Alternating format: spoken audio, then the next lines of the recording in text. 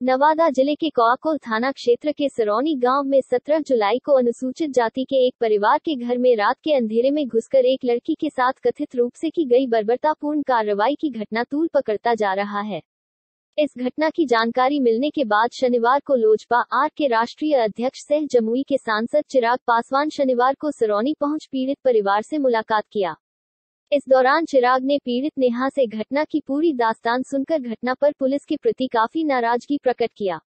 उन्होंने आश्चर्य जताते हुए कहा कि एक सम्मानित व्यक्ति के घर में रात्रि 12:30 बजे सिर्फ शक के आधार पर प्रशासन बगैर महिला पुलिस के दरवाजा तोड़कर घर में घुस जाती है और अकेली लड़की के साथ गाली गलौज एवं मारपीट करती है, तो वास्तव में यह घटना बहुत ही दुर्भाग्यपूर्ण है। ऐसे में गुंडे और पुलिस में अंतर ही क्या रह जाता है। चिराग पासवान ने कहा कि इतना गंभीर मामले में नवादा पुलिस बेखबर है, जो बड़ा ही शर्म की बात है। इस दौरान महिला थाना प्रभारी नीलम कुमारी को जब पूर्व सांसद अरुण सिंह ने फोन किया और पूछा कि अभी तक पीड़िता का प्राथमिकी दर्ज क्यों नहीं हुआ है, इस पर महिला थानाध्यक्ष ने फोन काट दिया। चिराग पासवान ने यह भी कहा कि क्यों अभी तक पुलिस ने प्राथमिकी दर्ज नहीं किया। वहीं सांसद चिराग ने नवादा एसपी को भी फोन कर प्राथमिकी दर्ज करने को लेकर बात किया। उन्होंने स्पष्ट शब्दों में कहा कि घटना में जो भी दोषी हो, उस पर कार्रवाई हो। उन्होंने कहा कि इस घटना को लेकर वे मुख्यमंत्री, डीजीपी, आईजी एवं अन्य सभी उच्चाधिकारियों से मिलेंगे और हर हाल में पीड़ित नेहा को न्याय प्रदान करने का काम करेंगे। समस्या हुआ सर कि पुलिस घर में घुसी और जबरदस्ती मारपीट किया बिना मतलब के। मेरा कोई गलती भी नहीं था, फिर भी मारा पीटा पूरा। क्यों, क्या कुछ तो कारण था कि शाम में झगड़ा हुआ है, बच्चा में झगड़ा हुआ है सर। गांव में गांव में ही गांव में ही बच्चा में झगड़ा हुआ, इधर भी मारपीट हुआ, दोनों तरफ से हुआ है सर। फिर मामला शांत हो गया। फिर क्या हुआ सर, सब कुछ शांत हो गया। रात के 12:30 बजे हम लोग खा के सोए थे, फोन दरवाजा खटखटाया कोई। हमको लगा इतना रात में कौन है। हम लोग लड़की थी, मेरे घर में सिर्फ मम्मी, मैं और एक मेरी बहन। तो ऊपर से देखे तो बहुत कम से कम 20 फोर्स थी, कम से कम लेडीज पुलिस कोई नहीं थी, सिर्फ जेंट्स था।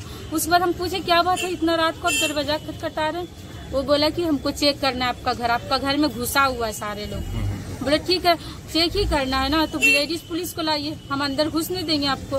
बोला कि नहीं हम घुसेंगे। बोले कि नहीं हमको मार दीजिए, लेकिन हम घुसने तो नहीं देंगे ऐसे। तो क्या ठीक है, देखते ही कोई कैसे न घुसने देती है। तुम पूरा गाली गलौज किया सर, इतना गंदी गालियां दिया हूँ। उसके बाद क्या किया, दरवाजा तोड़ दिया। दरवाजा तोड़ के अंदर आया। हम सोए हुए थे सर, ऐसी नाइटी में सोए हुए थे। हमको क्या पता कि दरवाजा तोड़ के अंदर घुस जाएगा। उसके बाद क्या किया, वो इतना मतलब कुछ बोला भी। हम बोले सर एक बार मेरा बात तो सुनिए, कुछ नहीं बोला। पूरा गंदी गालियां देके पूरा जहाँ नहीं मतलब बॉडी का हर पार्ट पे मारा है, पूरा बेरहमी से। पुलिस वो भी प्रभारी, मेन प्रभारी पहले से। क्या नाम था, उनको जानते हैं आप? रंजीत चौधरी सर, शायद सर। हाँ, राजेश चौधरी या रंजीत चौधरी को, राजेश चौधरी है सर। उसके बाद वही मारा स्टार्ट वही किया सर। अब पूरा गंदी गालियां देके हर बॉडी का हर पर जहाँ नहीं मारना चाहिए वहाँ मारा। हम उसका पैर पड़े, हाथ पर पूरा। बोले सर कि छोड़ दीजिए, मेरी माँ घर में बीमार है, मेरा भाई लोग कोई बाहर में पड़ता है सर। कोई नहीं, मेरे घर में कोई नहीं था, मेरे पापा भी नहीं थे, कोई भी नहीं था। फिर भी वो नहीं सुना। वो बोला कि आज तुमको या तो मार ही देंगे, जान ही मार देंगे। हम बोले सर देखिए हमको कुछ होगा, मेरी मम्मी मर जाएगी, हमको छोड़ दीजिए सर। जिसमें ये घटना घट रही थी आपके साथ, उसमें घर में और कौन थे? कोई नहीं था सर, कोई अकेले थे। हाँ, इसीलिए तो हम दरवाजा नहीं खोले, कोई नहीं। लेडीज पुलिस भी नहीं लेके आई FIR की, क्योंकि इन्हीं लोगों का कहना है, भैया क्या कहते हैं ये लोग, फैक्स कर दीजिए, फैक्स पे FIR हो जाएगी, यही बोलते हैं ना। यहाँ बच्ची 6 दिन से पर्सनली जा रही है, FIR नहीं हुई, और झूठी बातें ये लोग करते हैं कि फैक्स कर दीजिए। कर दिया गया भैया, फैक्स भी, फैक्स मेल जो भी आपको चाहिए था वो भी आज हो गया। और ये बच्ची भी भाई कोई अनपढ़ या कोई वैसी बच्ची नहीं है, पढ़ी लिखी है, पढ़े लिखे परिवार से आती है। बच्ची की बहन को आप देखिएगा, वो खुद लॉयर है, बच्ची का भाई इंजीनियर है, पटना में रहकर पढ़ाई कर रहा है, IAS की कंपटीशन की तैयारी कर रहा है, एक भाई JNU में पढ़ रहा है।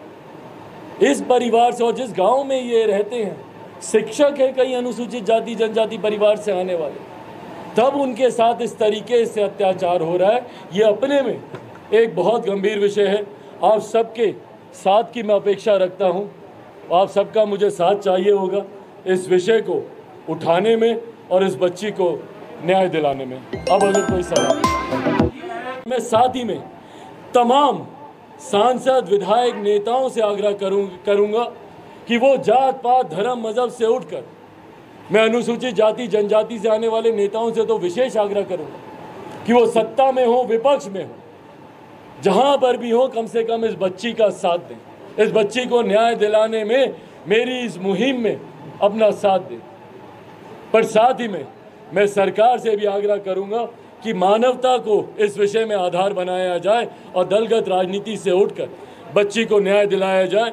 लोकसभा में इस विषय को मैं ज़रूर उठाऊंगा।